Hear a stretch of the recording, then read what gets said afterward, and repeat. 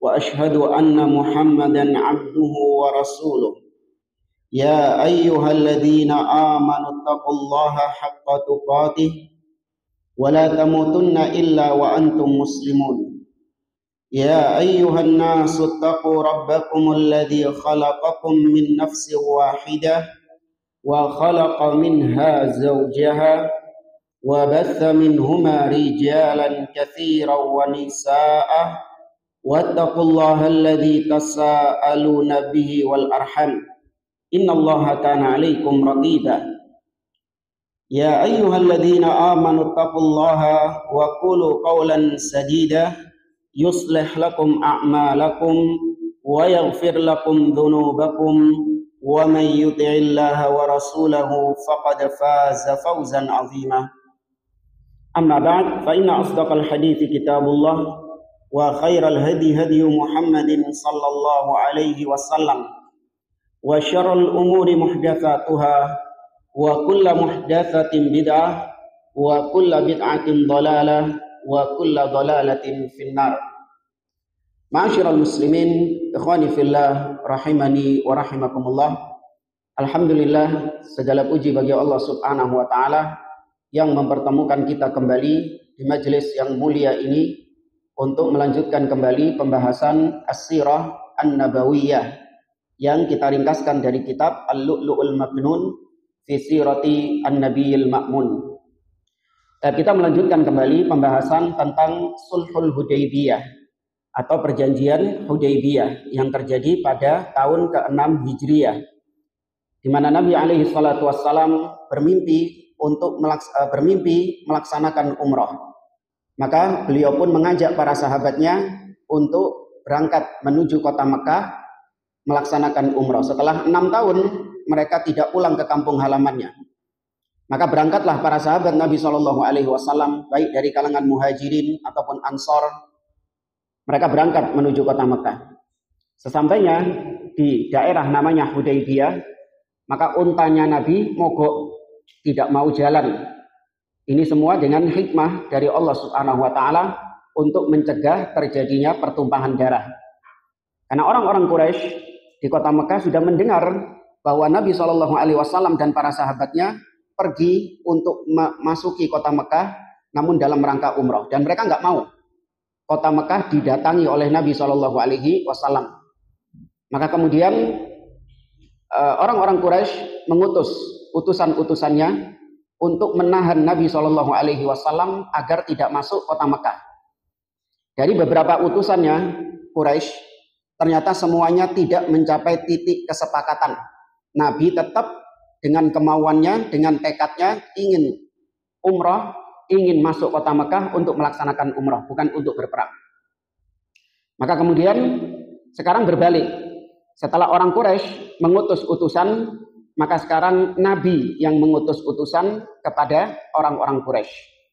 Awalnya Nabi kepikiran Umar ibn Khattab yang diutus. Namun ternyata Umar ibn Khattab memiliki pandangan lain. Bahwasanya Utsman bin Affan yang lebih layak untuk mengemban tugas ini. Dengan alasan Umar ibn Khattab tidak memiliki kabilah. Umar ibn Khattab kabilahnya nggak kuat di kota Mekah. Kabilahnya Umar ini Bani Adi. Itu merupakan kabilah yang dhaif, yang lemah, tidak memiliki posisi yang kuat di kota Mekah.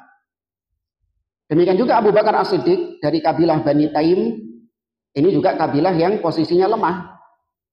Maka Umar lebih memilih Utsman karena Utsman berasal dari kabilah Bani Umayyah. Ya, dari kabilah Bani Umayyah, dan ini memiliki posisi yang sangat kuat di kota Mekah. Apalagi Utsman termasuk orang yang disegani oleh mereka, meskipun sudah masuk Islam, dihormati oleh mereka. Berbeda dengan Umar ibn Khattab yang dibenci oleh orang-orang Quraisy karena kerasnya sikap Umar, permusuhan Umar kepada orang-orang Quraisy. Maka berangkatlah Utsman bin Affan ke kota Mekah. Ketika bertemu dengan orang-orang Quraisy, maka Utsman dipersilahkan untuk melaksanakan tawaf. Namun Utsman bin Affan menolak. La atufu hatta yatufu Rasulullah sallallahu alaihi wasallam. Aku tidak akan tawaf sampai Rasul sallallahu alaihi wasallam tawaf duluan. Ya, maka kemudian Utsman pun berunding. Nah, di sisi lain, Utsman bin Affan, Nabi dan para sahabatnya, karena Utsman nggak balik-balik, maka ada dugaan Utsman bin Affan dibunuh di sana. Tersyiar kabar bahwa Utsman bin Affan dibunuh di kota Mekah. Maka Nabi mengumpulkan para sahabatnya. Seandainya memang berita ini benar, maka kita tidak akan pulang sampai kita menuntut darah Utsman bin Affan. Maka akhirnya Nabi mengumpulkan para sahabat di bawah pohon untuk melaksanakan baiat yang dikenal dengan baiat Ar-Ridwan. Maka mereka pun baiat semuanya, kecuali satu orang, Ja'ad, nanti akan Jad bin Qais, nanti insya Allah akan kita sampaikan kisahnya. Maka semuanya membaiat Nabi SAW, ya 1.400 para sahabat membaiat Nabi SAW. Kemarin siapa yang kita kisahkan sampai baiat 3 kali? Masih ingat? Terakhir kita sampai Salam ibnul Aqwa. Ya, baiat sampai 3 kali kepada Nabi SAW. Ya. Nah, kemudian tiba waktunya Utsman membaiat Nabi. Tapi Utsmannya nggak ada. Maka apa yang dilakukan Nabi? Ya, Nabi menggantikan Utsman dengan tangan beliau. Hadhihi yadu Utsman. Ini adalah tangannya Utsman. Maka Nabi pun meletakkan kedua tangannya sebagai bentuk baiatnya Utsman kepada beliau. Ini merupakan kemuliaan bagi Utsman bin Affan, di mana posisi beliau digantikan oleh tangan yang mulia, tangan Rasulullah Shallallahu Alaihi Wasallam.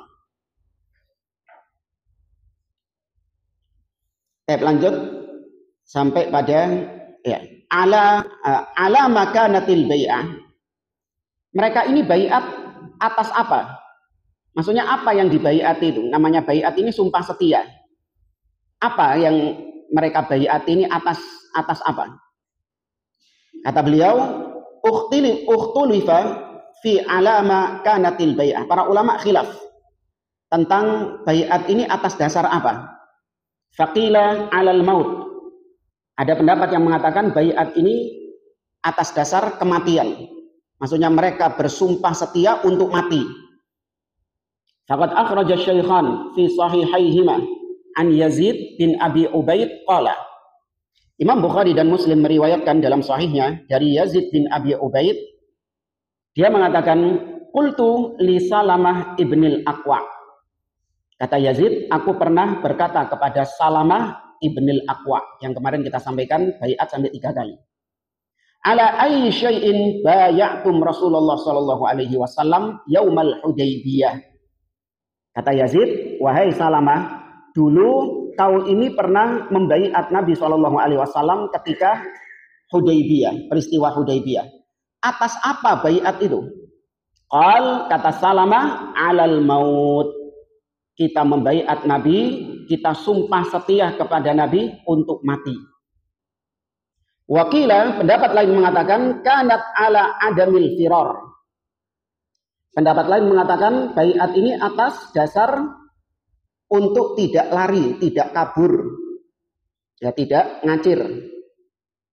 Faqad akhrajal Imam Muslim fi sahihi an Jabir bin Abdullah radhiyallahu anhu qala. Imam Muslim meriwayatkan dari Jabir bin Abdullah bahwasanya Jabir bin Abdullah mengatakan lam nubayya Rasulullah sallallahu alaihi wasallam 'alal maut innama bay'nahu 'ala alla nafirra. Kata Jabir, Nabi tidak membaiat kami untuk mati, tapi Nabi membaiat kami untuk agar kami tidak lari. Ya, kami berjanji sumpah setia untuk tidak kabur, tidak lari. Waral Imam Muslim kadzalik fi sahihi an Ma'qil bin Yasarin radhiyallahu anhu qala lam nubayyi'hu ay ar-Rasul sallallahu alaihi wasallam 'alal maut walakin bay'nahu 'ala alla nafirra. Ini mirip. Qala al-Hafidz fil Fath. Berkata Al-Hafidz Ibnu Hajar Al-Asqalani dalam Fathul Bari, wa hasilul jam'i anna man atlaqa anna al-bai'ata kanat 'alal mauti arada lazimaha. Di sini Ibnu Hajar ingin untuk menggabungkan 2 pendapat tadi. Pendapat pertama mengatakan baiat atas dasar mati, maut. Pendapat kedua, baiat atas dasar untuk tidak kabur, sepakat, janji, sumpah setia untuk tidak kabur. Kok seperti ada perbedaan, maka dikompromikan oleh Ibnu Hajar Al-Asqalani dalam Fathul Bari. Kata beliau, penggabungan dari dua hal ini, bahwasanya yang mengatakan bahwa baiat itu untuk mati, maka yang dimaksud itu adalah kelazimannya, konsekuensinya. Ya, baiat atas dasar kematian itu berarti sumpah setia atas kematian, berarti konsekuensi dari baiat itu nyawa. Jadi ojo main-main. Ini konsekuensinya kau bersumpah kepada Nabi untuk kau tidak kompromi dengan nyawamu. Li'annahu idza baya'a ala alla yafirra min dzalik. Karena kalau dia sumpah untuk tidak kabur ketika terjadi peperangan, dia tidak kabur, berarti konsekuensi dari tidak kabur itu dia harus terjun ke medan perang, dan konsekuensi dari ke medan perang apa? Mati. Walladzi yathbutu imma an yaghlib. Kalau orang sudah masuk ke medan perang, maka konsekuensinya yang pertama dia menang. Urip zean. Wa imma an yuksar, atau yang kedua dia tertawan oleh musuh. Walladzi yuksaru imma ayyanjua wa imma an yamut. Nah, yang tertawan oleh musuh kemungkinannya dua, dia selamat, ditebus atau dibebaskan, atau yang kedua kemungkinannya yang ditawan ini apa? Dibunuh, mati. Walamma kana al-mautu la yu'manu fi mithli dzalik atlaqahu ar-rawi wa hasiluhu anna ahadahuma haka surat al-bai'ah wal akhar haka ma ta'ulu ilaihi. Intinya dua pendapat tadi sebenarnya tidak bertentangan. Yang satu menafsirkan baiat itu adalah untuk kita sumpah setia kalau terjadi perang ojo melayu. Sedangkan yang satu menafsirkan baiat itu untuk mati. Ya, artinya kita serahkan nyawa kita kalau memang harus menghadapi kematian demi untuk memegang sumpah ini. Kemudian al-kullu baya'a illal Jad ibna Qais. Ini yang tadi kita singgung. Semua orang yang ikut bersama Nabi SAW dalam peristiwa Hudaybiyah ini, semuanya membaiat Nabi SAW kecuali satu orang, namanya Al-Jaddu bin Qais, dan dia munafik. Ini tok yang baiat Nabi SAW. Walam yatakhallaf an hadhil bai'ah ahadun minal muslimina hadaraha. Tidak ada seorang pun yang tidak membaiat Nabi SAW yang hadir di peristiwa ini. Illa rajulun wahidun, kecuali satu orang, huwal Jaddu ibnu Qais wa kana munafiqan. Ya, kecuali satu orang yang enggak baiat ini namanya Al-Jaddu bin Qais, dan dia adalah seorang munafik. Wa kana lahu jamalun ahmar, dan dia itu punya unta merah. Ya, dia memiliki unta merah yang dibawa ketika peristiwa ini. Fakana yahtabi'u khalfahu khasyata an yud'a lil bai'ah. Dan dia ndelik sengiten, sembunyi di balik untanya itu, takut kalau disuruh baiat, diceluk dikongkon baiat. Kon lak durung baiat. Sengiten jadi. Faqad akhrajal Imam Muslim fi sahihi an Jabir bin Abdullah radhiyallahu anhuma qala. Imam Muslim meriwayatkan dari Jabir bin Abdullah radhiyallahu anhuma bahwasanya Rasulullah sallallahu alaihi wasallam bersabda, kata Nabi, wa kullukum maghfurun lahu illa sahibal jamalil ahmar. Dan semua kalian ini maghfur, diampuni. Nanti akan kita sampaikan, ini termasuk di antara keistimewaan orang-orang yang ikut dalam peristiwa baiat Ridwan ini, yaitu diampuni semuanya oleh Allah Subhanahu wa taala. Bahkan dipersaksikan surga dan dijamin tidak masuk neraka. Nanti akan kita sampaikan riwayat-riwayatnya. Nah, di antaranya semua yang ada semua yang hadir di sini, maka kalian semuanya maghfur, diampuni.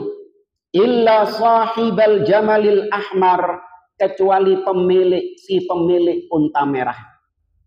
Maksudnya siapa tadi? Al-Jad bin Qais.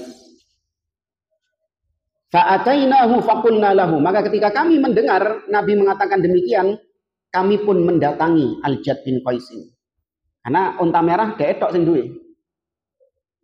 Maka kita mengatakan, para sahabat ini mengatakan, ta'al yastaghfir laka Rasulullah sallallahu alaihi wasallam. Wahai fulan, kemarilah kau. Ya, baiatlah Nabi sallallahu alaihi wasallam. Ya, semoga Nabi sallallahu alaihi wasallam memohonkan ampun kepadamu, memohonkan ampun untukmu kepada Allah. Ya, Nabi memohonkan beristighfar untukmu. Ya, tapi baiat dulu. Faqal, maka kata si munafik ini, wallahi li an ajida dhallati ahabbu ilayya min an yastaghfira li sahibikum. Demi Allah, sahibukum, demi Allah, aku menemukan barangku yang hilang. Dia nyari barangnya. Demi Allah, aku menemukan barangku yang hilang, lebih aku sukai daripada dimintakan ampun sama teman kalian itu. Jadi mending aku nemu barangku daripada Rasul beristighfar kepada Allah untukku. Nah, ini kekurangan ajaran munafikin. Wa kana rajulan yanshudu dhalatan lahu, dan memang dia ketika itu sedang nyari barangnya yang hilang.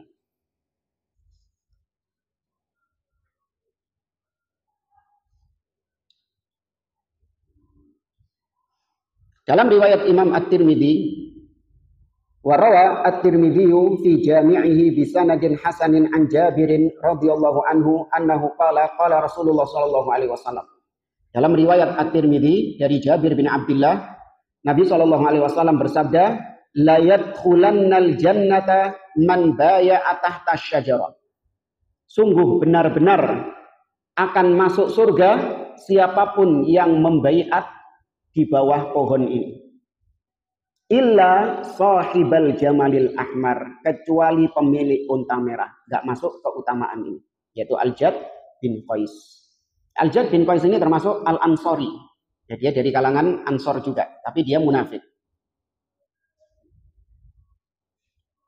Sekarang sebagaimana tadi kita katakan, di antara atau fadlu man syahida bai'atar ridwan, keutamaan orang-orang yang membaiat Nabi pada peristiwa baiat ridwan ini. Ja'at ahaditsu katsiratun fi fadli man bai'a tahta syajarah. Telah datang riwayat-riwayat hadis-hadis yang begitu banyak tentang keutamaan orang-orang atau para sahabat yang membaiat baiat ridwan ini. Wallati urifat bismi bai'atir ridwan, yang kemudian dikenal peristiwa ini dengan nama bai'at ar-ridwan. Lianna Allah Ta'ala akhbara bi annahu radiya an ashabiha.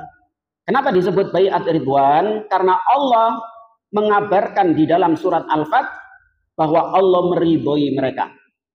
Laqad radiyallahu 'anil mu'minina idh yubayyi'unaka tahta asy-syajarah fa'alima ma fi qulubihim fa'anzala sakinata 'alaihim wa atsabahum fathan qariba.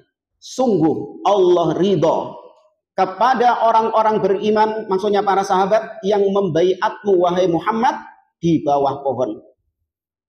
Persaksian Allah ini bukan cuma persaksian zahir, tapi persaksian Allah itu dari batinnya mereka. Karena yang Allah mengatakan fa'alima ma fi qulubihim, Allah tahu apa yang ada di dalam hati mereka.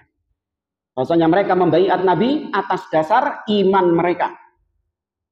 Ya, maka Allah persaksikan bahwa Allah meridhoi mereka. Berarti kalau Allah meridhoi mereka, maka ini hukum yang tetap atau bisa berubah? Tetap. Apalagi ayatnya tetap ada sampai hari kiamat, tidak dinasakh. Ini diantara ya, kebodohan atau kedunguan orang-orang Syiah Rafidhah, di mana mereka menganggap ayat-ayat pujian kepada para sahabat Nabi SAW itu kata mereka sudah dinasakh, sudah mansukh ayat-ayatnya. Kenapa? Karena para sahabat tidak menunaikan wasiat Rasul untuk mengangkat Ali bin Abi Thalib sebagai khalifah sepeninggalnya. Maka berarti batal semua ini pujian-pujian Allah kepada para sahabat ini. Termasuk diantaranya ayat tadi. Itu kata mereka batal ini sudah. Sebagaimana juga dalam surat At-Taubah, was-sabiqunal awwalun minal muhajirin wal ansar, itu batal juga kata mereka. Maka dibantah oleh para ulama, ayat-ayat nasakh yang dihapus itu hanya yang berkaitan dengan ahkam, tidak berkaitan dengan al-akhbar, tidak berkaitan dengan kabar dari Allah Subhanahu wa taala. Jadi ayat yang dihapus itu hanya berkaitan dengan hukum-hukum. Allah mengatakan, "Ma nansakh min ayatin aw nunsiha na'ti bi khairin minha aw mithliha." Tidaklah ada ayat yang kami nasakh, kami hapus, kecuali kami ganti dengan yang lebih baik atau yang semisal dengannya. Ini yang dinasakh ini semuanya berkaitan dengan apa? Ahkam, berkaitan dengan hukum. Kalau ini juga masuk ke dalam akhbar, informasi, maka berarti Allah ini tidak tahu yang gaib. Berarti Allah tidak tahu yang gaib. Allah kesusu memuji para sahabat. Karena Allah nggak tahu kalau sahabat ini ternyata nantinya bakalan murtad. Kan gitu kan akidahnya Syiah kan? Ya, ketika peristiwa Baiat Ridwan ini sahabat seketok bekhair, seketok beriman. Tapi baru tahu belangnya sahabat ketika Nabi wafat. Mereka mengkhianati Nabi dengan mengangkat Abu Bakar As-Siddiq. Berarti mereka semua murtad, keluar dari Islam. Sita. Allah tahu nggak kalau memang mereka ini benar-benar murtad? Harusnya tahu. Kalau Allah tahu, lapa dipuji? Ngerti sama? Iya. Kalau Allah tahu mereka bakalan murtad, ngapain dipuji sama Allah? Beda sama Abu Lahab. Abu Lahab sudah Allah vonis di neraka, tidak akan mungkin beriman. Tabbat yada Abi Lahab wa tab. Ayat ini turun, kata para ulama, 10 tahun sebelum matinya Abu Lahab. Ya, 10 tahun sebelum matinya Abu Lahab. Abu Lahab bisa pura-pura beriman. Tak masuk Islam. Biar apa? Biar ayatnya batal. Tapi enggak. Selama jangka waktu 10 tahun ini, gak kepikiran Abu Lahab. Dan benar mati di atas kekufuran. Nah, ini menunjukkan Allah Subhanahu wa ta'ala benar-benar mengetahui yang gaib, apa yang terjadi di masa yang akan datang. Ya, maka di sini juga banyak nanti kisah ini syubhat-syubhat tentang yang digunakan oleh orang-orang Rafidhah untuk mendiskreditkan para sahabat. Termasuk nanti ketika Nabi sudah tidak lagi Nabi sudah sepakat dengan orang Quraisy dan Nabi menandatangani perjanjian Hudaybiyah, maka umrohnya batal. Dan para sahabat ketika itu menolak. Ya. Para sahabat ketika itu menolak. Ini di framing sama Syiah. Tuh lihat, memang dasarnya para sahabat itu membangkang kepada Nabi. Padahal enggak, para sahabat menolak karena mereka masih mungkin berharap barangkali Nabi berubah pikiran. Sama Nabi disuruh tahallul, gak gelem tahallul para sahabat. Wis tahallul gundulo, wis gak sido. Umrah gak sido. Wis gundulo. Gak mau para sahabat. Kata orang-orang Syiah, tuh lihat. Mereka ini para sahabat ini memang dasarnya suka membangkang sama Rasul. Dikongkon sama Rasul gak nurut. Padahal bukan itu maksud sahabat. Sahabat gak mau menuruti Rasul. Sahabat ini masih menunggu Nabi apa? Berubah pikiran. Iya. Akhirnya dibilangin sama Ummu Salamah, kalau sahabat mereka nggak mau menurutimu untuk tahallul, menyembelih hadiu mereka, membatalkan umroh mereka, maka kau yang melakukan pertama kali. Maka Nabi pun tahallul, kemudian menyembelih hadiunya. Wes. Kalau kayak gitu sudah nggak ada harapan lagi. Baru para sahabat semuanya tahallul. Itu nanti aja. Kok bisa diceritakan. Baik, sekarang kita bahas tentang beberapa fadilah, keutamaan para sahabat yang ikut dalam perang Baiat Ridwan. Yang pertama yaitu tadi Allah meridhoi mereka. Ini keutamaan pertama, Allah meridhoi mereka. Ini berdasarkan ayat tadi dalam surat Al-Fat ayat 18. Laqad radhiyallahu 'anil mu'minina idh yubayyi'unaka tahta asy-syajarah. Kemudian keutamaan yang kedua yaitu mereka dijamin untuk tidak masuk neraka. Ya, mereka diberikan jaminan untuk tidak masuk neraka. Nabi SAW bersabda dalam hadis yang diriwayatkan oleh Imam Ahmad dan Ibnu Hibban dengan sanad yang sahih dari Jabir bin Abdullah radhiyallahu an, annahu qala Rasulullah sallallahu alaihi wasallam, la yadkhulun nara ahadun mimman baya'a tahta syajarah. Tidak akan masuk neraka seorang pun dari peserta baiat ridwan. Ya, tidak ada seorang pun yang masuk neraka dari para peserta baiat ridwan yang membaiat di bawah pohon.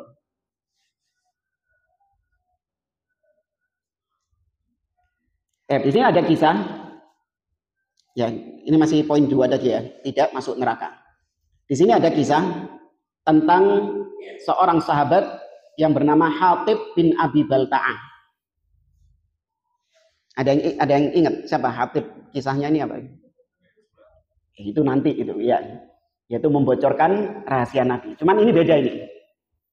Ini diantara kesalahan Hatib bin Abi Balta'ah selain daripada membocorkan rahasia atau surat membocorkan rahasia Nabi kepada orang-orang Quraisy. Imam Muslim meriwayatkan dari Jabir radhiyallahu anhuma, anna abdan li Hatib ibni Abi Balta'ah ja'a Rasulullah sallallahu alaihi wasallam yashku Hatiban. Ini bukan peristiwa baiat ridwan ya, tapi setelah peristiwa baiat ridwan. Ada budaknya Hatib bin Abi Balta'ah sambat apa? Curhat, mengeluh kepada Nabi sallallahu alaihi wasallam tentang perlakuannya Hatib. Ya, bahasanya Hatib ini keras kepada budaknya, suka memukul budaknya. Maka budaknya ini mengeluh kepada Nabi Shallallahu Alaihi Wasallam seraya mengatakan, ya Rasulullah, la yadkhulanna Hatibun annar. Wahai Rasulullah, sungguh Hatib itu mlebu neraka. Saking pegele sama Hatib ini sampai budaknya mengatakan dengan takkid, la yadkhulanna, sungguh benar-benar Hatib ini akan masuk neraka. Ini nggak boleh memvonis seorang pasti dia tanpa dalil khusus. Nggak boleh. Sekafir apapun dia, semusyrik apapun dia, ketika mati nggak boleh kita pastikan, persaksikan pasti di neraka. Nggak, itu gaib. Kita hanya mengatakan yang kita tahu dia di atas kekafiran.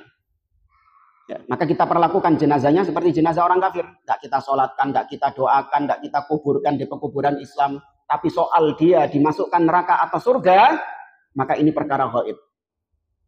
Ya, karena bisa jadi dia bertaubat kepada Allah, tidak ada yang tahu kecuali dia dengan Allah. Mungkin nggak? Mungkin. Ya. Tapi kalau yang ada dalilnya, nggak boleh antum ragu. Abu Lahab masuk mana? Jangan Allahu a'lam. Iya, neraka. Pastikan enggak apa-apa, orangnya langsung. Tapi kalau tonggo antum, Nasoro, Yahudi, mati, ya, maka sudah perlakukan dia seperti orang kafir. Antum enggak tahu dia masuk Islam, ya sudah jangan disolatkan, jangan didoakan. Tapi urusan surga neraka enggak bisa antum vonis secara individu. Tapi kalau secara umum boleh. Siapapun yang mati di atas kekafiran, maka di mana? Neraka. Innal ladzina kafaru min ahlil kitabi wal musyrikin fi nari jahannam khalidina fiha ulaika hum syarrul bariyah. Ini bisyaklin am, secara umum, tidak individu. Bisa dipahami ya? Maka Nabi pun akhirnya menegur budak tadi. Nabi mengatakan kadzabta la yadkhuluha, kau dusta. Dusta di sini maksudnya adalah informasimu itu berbeda dengan kenyataannya. Jadi kadzib itu adalah mukhalafatul khabar bil waqi'. Antara kabar yang disampaikan dengan kenyataannya itu berbeda. Ya, itu namanya kadzib. Meskipun orangnya nggak niat dusta, tapi apa yang dia sampaikan berbeda dengan fakta, maka itu berarti kadzib dalam bahasa Arab. Maka sebaliknya, mutabaqatul khabar lil waqi'. Kesesuaian antara kabar yang dia sampaikan dengan realita itu disebut sidq, jujur. Maka Nabi mengatakan, salah kau. La yadkhuluha, Hatib tidak masuk neraka. Kenapa? Fa innahu syahida badran wal Hudaybiyah. Ini dua keistimewaan Hatib. Hatib pernah ikut perang Badar dan juga ikut baiat Ridwan di Hudaybiyah. Jadi dipastikan surga.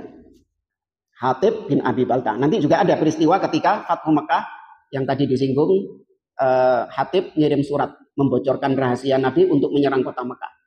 Di situ Nabi juga mempersaksikan innahu syahida badron. Ya, bahwasanya Hatib itu termasuk yang ikut perang Badar. Ya. Sama la'allallah qad ittala'a ala ahli Badr. Faqala i'malu ma syi'tum faqad ghafarallahu lakum. Allah Subhanahu wa taala melihat kepada orang-orang yang ikut perang Badar ini.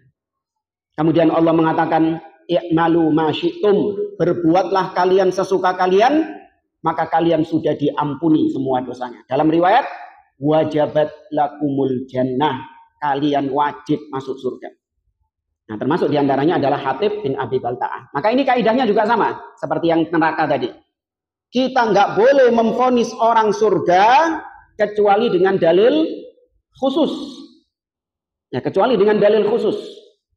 Ya, adapun orang sesoleh apapun dia, setakwa apapun dia, mati, nggak boleh kita pastikan dia pasti surga.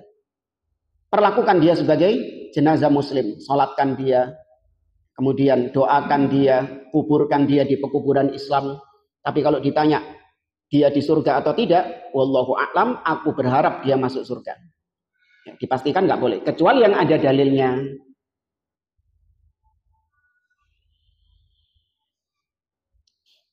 Kemudian juga ini masih yang kedua ya. Waral Imam Muslim fi sahihi an Ummi Mubashirin radhiyallahu anha qalat sami'tu Nabiyya sallallahu alaihi wasallam yaqulu 'inda Hafsah radhiyallahu anha. Pernah suatu ketika Nabi sallallahu alaihi wasallam berkata kepada Hafsah, Ummul Mukminin Hafsah radhiyallahu anha. Kata Nabi, la yadkhulun nara insyaallah min ashabis syajarati ahadun alladzina baya'u tahtaha. Tidak akan masuk neraka seorang pun insyaallah yang ikut baiat Ridwan di bawah pohon, sama seperti tadi.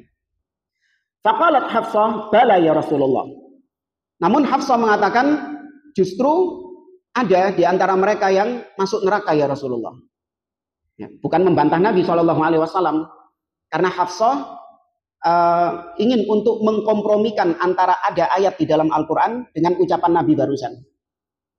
Nabi mengatakan yang ikut baiat Ridwan nggak masuk neraka. Tapi Hafsah punya ayat dalil di dalam Al-Quran bahwa semua manusia itu pasti akan melewati neraka. Ya, pasti akan mampir ke dalam neraka, mendatangi neraka. Fantaharoha, maka Nabi pun menghardik Hafsah ini. Faqalat Hafsah, maka Hafsah kemudian membacakan firman Allah di dalam surah Maryam ayat 71. Allah mengatakan wa im minkum illa wariduha kanat ala rabbika hatman maqdiyah. Dan sesungguhnya masing-masing di antara kalian pasti akan melewati neraka, mampir ke neraka. Ya, wa im minkum, di antara kalian pasti akan melewati neraka. Karena ala rabbika hatman maqdiyah. Itu merupakan suatu ketetapan dari Rabb kalian.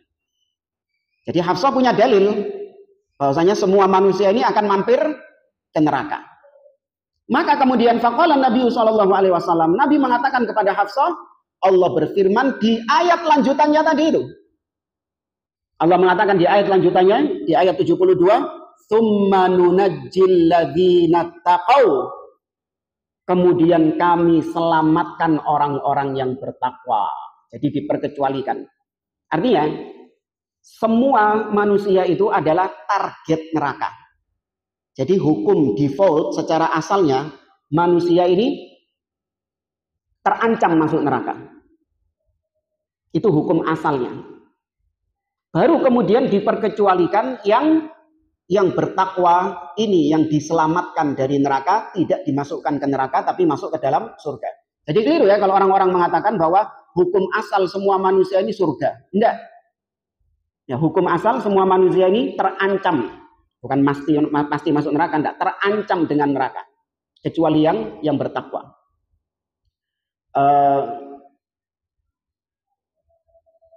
Ada nih. Kurang 5 menit. 1 menit. Allah Subhanahu wa taala berfirman, "Wal 'asri innal insana lafi khusrin." Ya, sesungguhnya manusia dalam kerugian. Ini semua manusia secara asal mereka itu rugi, dalam kerugian. Baru kemudian diperkecualikan illalladzina amanu, kecuali yang beriman, wa amilus sholihat, dan beramal soleh.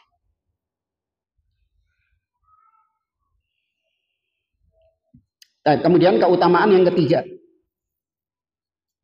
Ya, keutamaan ketiga bahwasanya yang ikut baiat ridwan itu adalah sebaik-baik manusia di atas muka bumi ini. Ini berdasarkan sabda Nabi Shallallahu Alaihi Wasallam, antum khairu ahlil ard. Kalian adalah sebaik-baik penduduk bumi ini. Ya, kalian, wahai para peserta baiat ridwan, kalian adalah sebaik-baik makhluk atau sebaik-baik penduduk bumi ini. Nah, kita lanjutkan setelah adzan. Wallahu a'lam.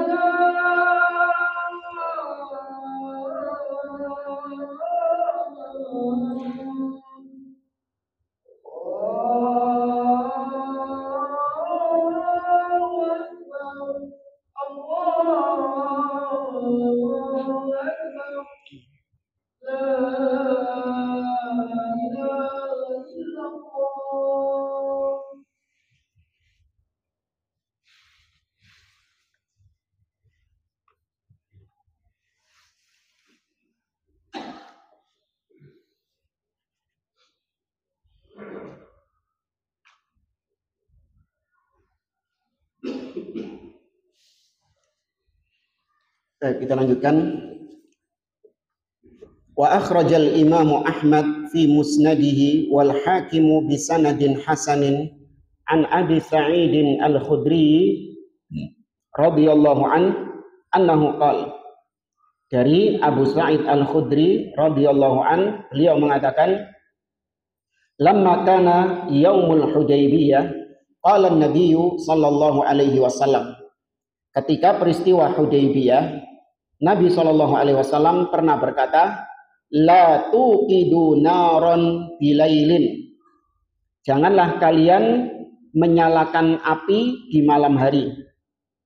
Falamma kana ba'da dzalik qol. Kemudian setelah itu Nabi mengatakan auqidu. Beberapa saat setelah itu Nabi justru mengatakan, sekarang nyalakan api kalian. Wastani'u, dan buatlah makanan dengan api itu. Masa'o ngono lho. Ya, nyalakan api, silahkan kalian masak. Fa innahu la yudriku qaumun ba'dakum sa'akum wala muddakum. Karena kelak setelah kalian akan ada satu kaum, jadi generasi setelah sahabat ini, akan ada satu kaum yang mereka tidak bisa menyamai sok kalian atau mud kalian. Maksudnya, para sahabat yang ikut Hudaybiyah ini, infak mereka dengan satu sok makanan, atau mereka berinfak dengan satu mud makanan, itu tidak akan bisa disamakan dengan infaknya generasi setelahnya. Paham ya? Ya, pahalanya berbeda. Ya, maka ini menunjukkan bahwasanya mereka ini memiliki kualitas yang jauh di atas generasi setelahnya. Ini juga mirip dengan sabda Nabi SAW, la tasubbu ashabi. Lau anna ahadakum anfaqa mithla Uhudin dahaban, ma balagha mudda ahadihim wala nasifah. Jangan kalian mencela sahabatku. Sesungguhnya apabila salah seorang di antara kalian menginfakkan emas sebesar gunung Uhud, maka itu tidak bisa menyamai infaknya sahabat yang cuman satu mud makanan atau setengah mud makanan. Kemudian yang keberapa sekarang? 4, yaitu keutamaan Bai'at Ridwan, orang yang ikut Bai'at Ridwan, yaitu mendapatkan maghfirah, mendapatkan ampunan dari Allah Subhanahu wa taala. Ini seperti yang sudah kita singgung tadi hadisnya, kullukum maghfurun lahu. Masing-masing di antara kalian diampuni kecuali sama tadi Al-Jad bin Qais, sahibu Al-Jamalil Ahmar, pemilik unta merah. Baik, ini beberapa keutamaan tentang Bai'at Ridwan. Kemudian di sini ada pembahasan Masirus Syajarah. Kemana sekarang pohon Bai'at Ridwan itu? Amma syajaratul lati tammatil bai'ah tahtaha faqad akhfaha Allah Subhanahu wa taala 'anin nas. Adapun pohon yang Nabi SAW membaiat sahabatnya di bawah pohon tersebut, maka sungguh Allah Subhanahu wa taala telah menyembunyikan pohon tersebut dari orang-orang. Ya, disembunyikan oleh Allah Subhanahu wa taala. Qala al-Hafidz fil Fath. Ya, berkata Al-Hafidz Ibnu Hajar Al-Asqalani dalam Fathul Bari, wal hikmatu fi ikhfa'iha alla yahsula biha iftitanun lima waqa'a tahtaha minal khair. Kenapa kok disembunyikan? Apa hikmahnya? Ya, enggak ada sampai sekarang. Pohon tersebut tidak ada. Ini meskipun belum ditebang sama Umar Ibn Khattab. Meskipun belum ditebang sama Umar Ibn Khattab, itu hanya dugaan saja. Ya, dugaan bahwasanya pohon yang Nabi berbaiat di bawahnya itu dugaan kuatnya pohon ini. Tapi tidak pasti. Yang asli itu sudah tidak diketahui pohonnya di mana. Ya, antum bisa bayangkan banyak pohon, antum nengeri satu pohon, nanti besok datang ke sana lagi, wis bingung, sing wingi sing ndi ya. Kecuali nek dikai apa? Dikai tanda. Antum tidak kasih tanda, nggak tahu, karena semua pohon mirip satu dengan yang lain. Ya, maka pohon yang benar-benar Nabi SAW membaiat para sahabatnya di bawah pohon itu sudah disembunyikan. Adapun nanti di zaman Umar Ibn Khattab, itu pohon yang diduga kuat. Ya, diduga oleh orang-orang, iki ojo-ojo ini, ngono. Kan orang-orang sukanya gitu kan. Ojo-ojo iki timbangi gak ono, iki wis gak ono itu. Iya, penting ada sesuatu yang bisa dipakai buat tabarruk, ngalap berkah. Kata beliau, hikmah disembunyikannya pohon tersebut agar tidak terjadi fitnah, artinya tidak terjadi kekufuran. Ya, tidak terjadi kekufuran. Falau baqiyat lama umina ta'dhimu ba'dil juhal laha hatta rubbama afdha bihim ila i'tiqadi anna laha quwwata naf'in aw durrin kama narahul an musyahadan fima huwa dunaha. Seandainya pohon itu masih ada sampai sekarang, maka tidak menutup kemungkinan orang-orang yang jahil itu akan mengagungkan, mengkeramatkan pohon tersebut. Bahkan bisa sampai pada keyakinan pohon ini bisa mendatangkan manfaat atau bisa mendatangkan mudarat. Seperti yang kita saksikan sekarang, banyak yang dijadikan sebagai situs-situs yang diyakini keramat. Ya, mau itu kuburan ya, atau bekasnya apa. Karena orang itu hatinya itu suka dengan athar, suka dengan bekas-bekas sesuatu. Senengan ya orang-orang. Ada apa gitu. Pernah lihat itu di satu tempat itu ada satu ubin itu dipagari. Ya, ubin dipagari. Kenapa? Karena ada wali fulan itu dulu pernah duduk di sini. Wis dikeramatkan itu. Satu petak gitu itu. Kenapa? Karena ada bekasnya itu fulan yang pernah duduk sini, dikeramat. Apalagi sing bekas-bekas itu biasanya. Hah? Sampai ada yang jualan apa? Siwa ini bekasnya Syekh fulan, bekasnya Habib fulan, bekasnya didol. Siapa yang bisa yang mau beli sekian juta? Ini tongkat bekas dipakai sama Syekh fulan, ini bekas gitu. Karena hatinya manusia itu suka sama rombengnya barang-barang bekas gini-gini. Rombengnya ada ini kan. Padahal nggak ada keutamaannya di dalam Islam. Nggak ada. Seandainya betul memang demikian, Allah Subhanahu Wa Taala tidak menjadikan syariat untuk dijadikan sebagai tempat tabaruk atau ngalap berkah. Apalagi bekas minum. Oh, rebutan nanti. Untung santai.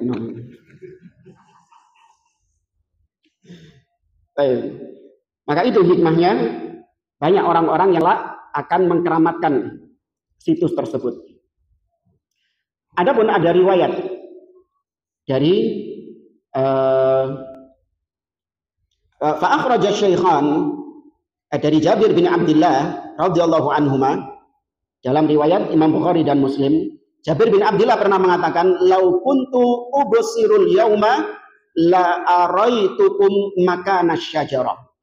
Kata Jabir bin Abdullah, ya seandainya aku diperlihatkan hari ini, maka aku akan tunjukkan kepada kalian pohonnya itu. Ya, Jabir mengatakan, aku akan tunjukkan kepada kalian pohonnya. Seandainya memungkinkan, aku akan tunjukkan lokasi pohonnya itu. Ya. Ini kata para ulama, Jabir mengatakan demikian berdasarkan dhon. Ya, berdasarkan dhon, dugaan. Bukan al-yaqin, bukan keyakinan.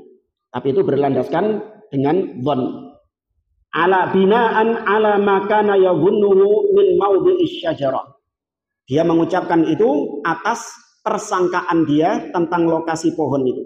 Wa hadhihi syajarah allati tawahhama an-nasu annaha hiya allati tammat bai'atur ridwan tahtaha qad amara Umar ibnul Khattab fi khilafatihi biqat'iha. Nah, pohon yang diduga oleh kebanyakan orang sebagai pohon bai'at ridwan itu ketika kekhalifahan Umar ibn Khattab, beliau memerintahkan untuk ditebang. Padahal itu pohon cuma diduga, tapi disuruh sama Umar ibn Khattab ditebang. Ya. Ibnu Sa'ad meriwayatkan dalam Tabaqatnya dari Nafi' bekas budaknya Abdullah bin Umar, kanan nasu ya'tuna syajarah. Dahulu banyak orang-orang yang mendatangi pohon yang diduga sebagai bai'at ridwan. Yuqalu laha syajaratar ridwan allati buyi'a tahtaha, yang disebut dengan pohon bai'at ridwan yang Nabi membaiat para sahabatnya di bawah pohon tersebut. Fayusalluna indaha. Ini di zaman Umar. Mereka sholat dekat pohon itu. Melaksanakan sholat di situ. Karena mereka mungkin menganggap sholat di sini pahalanya berlipat-lipat. Nggak ada dalilnya. Fabalagha dzalika Umar ibn al-Khattab radhiyallahu an, maka sampai berita ini kepada Umar bahwasanya banyak orang-orang yang beribadah di bawah pohon tersebut padahal nggak ada dalilnya. Awalnya bid'ah. Ini bukan syirik ya. Sholat di bawah pohon dengan meyakini keafdolan sholat di bawah pohon ini. Ini hukumnya apa? Syirik atau bid'ah? Bid'ah. Tapi lama-kelamaan ini akan menuju kesyirikan. Ya, dan syaitan akan menipu. Orang doa di bawah pohon ini. Ya Allah, ya mudahkanlah rizkiku. Ya, setelah berdoa di pohon itu ternyata rizkinya lancar. Nah, maka berarti dia menganggap bahwasanya doa di bawah pohon ini makbul. Ya, ada diwarai konco-konco itu. Aku sugih ku mari ndonga nang pohon iku. Kon coba dijajal pisan. Berhasil beneran. Tambah banyak yang berhasil, akhirnya jadi wisata religi. Ngerti jamaah? Jadi wisata religi, di banyak tokonya, ada buka parkir. Awalnya dari situ. Ditipu sama syaitan. Nah, ketika mereka menganggap bahwa pohon ini itu adalah tempat untuk mustajab, berdoa mustajab, lama-kelamaan mereka menganggap bahwasanya pohon inilah yang mengabulkan doa. Mereka berdoanya bukan kepada Allah lagi, tapi kepada siapa? Kepada pohon. Dan terjadi di zaman Syekh Muhammad bin Abdul Wahab rahimahullah. Dahulu di zaman Syekh Muhammad bin Abdul Wahab, banyak wanita-wanita itu yang minta jodoh, didatangkan jodohnya, minta kepada pohon. Mereka mengatakan, ya fahlal fuhul, zawijni qoblal haul. Wahai pejantan pohon kurma, datangkan jodohku sebelum tahun depan. Jaluk nang sapa? Kuit. Mintanya ke pohon. Awalnya dari mana? Awalnya dari bid'ah ini. Menganggap doa di pohon ini mustajab, akhirnya naik terus sampai akhirnya syirik kepada Allah Subhanahu wa taala. Karena para ulama mengatakan al bid'ah baridul kufur. Bid'ah itu adalah jembatan menuju kekufuran. Makanya Umar wis gak kayak cangkem. Ngelihat ada kebid'ahan seperti itu, langsung ditebang sama Umar Ibnu Khattab. Karena kalau dibiarkan akan menjadi apa? Ajang kesyirikan. Kok suwe-suwe WT disarungi. Ngono kan. Kalau di Indonesia ya, ada pohon Ridwan ini di Indonesia disarungi. Ya, atau kalau enggak dikasih gedang di sore, terus dikei apa? Iya, ini yang beting lidi itu loh. Ya, kasih itu. Itu kalau di Indonesia. Iya, sama melihat bagaimana mereka demikian. Fa'au'adahum fiha wa amara biha faquti'at. Maka dipotong sama Umar Ibnu Khattab. Padahal ini situs sejarah yang Allah sebutkan di dalam Al-Quran. Ya. Ini kalau Umar hidup di masa Syekh Muhammad bin Abdul Wahab, Umar disebut Wahabi.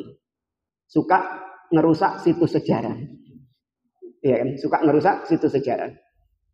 Maka di kuburan Baqi itu, kalau antum lihat di depan-depannya itu kan seperti ada bekas bangunan yang dirobohkan. Pernah tahu ya? Kalau antum lihat, seperti ada bekas bangunan yang dirobohkan. Betul, dulu itu di situ kuburannya itu dibangun. Nah, dibangun kubah-kubah. Tapi ketika dakwah Syekh Muhammad bin Abdul Wahab menyebar, dakwah tauhid menyebar, maka diratakan. Nah, orang-orang Syiah Rafidhah, Sufi, para pengkeramat-pengkeramat kuburan, mereka mengatakan bahwasanya Wahabi ini suka merusak situs sejarah. Ya, apa situs sejarah? Ini kuburan-kuburan ini. Kuburannya masih ada kok. Kuburannya masih ada. Yang dibongkar apanya? Bangunannya. Dan itu syariat Islam. Nabi mengatakan kepada Ali bin Abi Thalib, la tada' timsalan illa tamastahu wala qabran musyrifan illa sawaitahu. Wahai Ali, jangan kau biarkan ada berhala